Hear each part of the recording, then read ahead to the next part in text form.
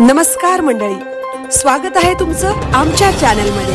आवाज महामुंबईचा, शोध बातमीचा, कौल मनाचा। चला तर मग आमचे चॅनल लाईक करा, शेअर करा आणि सबस्क्राइब करा। धन्यवाद। हिंददी चादर शताब्दी कार्यक्रमाच्या पार्श्वभूमीवर श्री गुरु तेग बहादूर साहेबजी यांच्या 350व्या शहीदी समागम सोहळ्यानिमित्त हनेगाव येथे फळे वाटपाचे कार्यक्रम।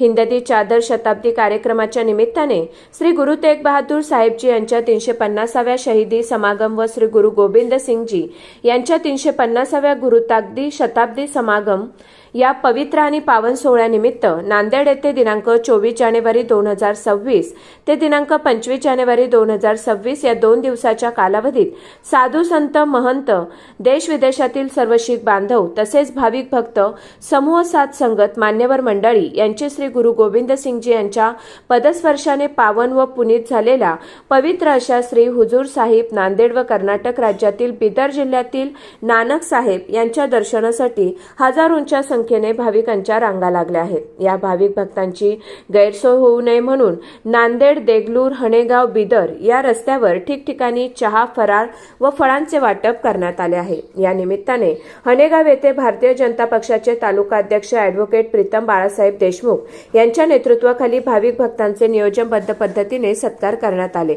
आलेल्या भाविक भक्तांना फळांचे वाटप करण्यात आले असून या कार्यक्रमाला हनेगाव येथील हिरेमठ संस्थानचे मठाधिपती श्री शब्र 108 शंकरलिंग शिवाचार्य महाराज यांची उपस्थिती लाभली होती।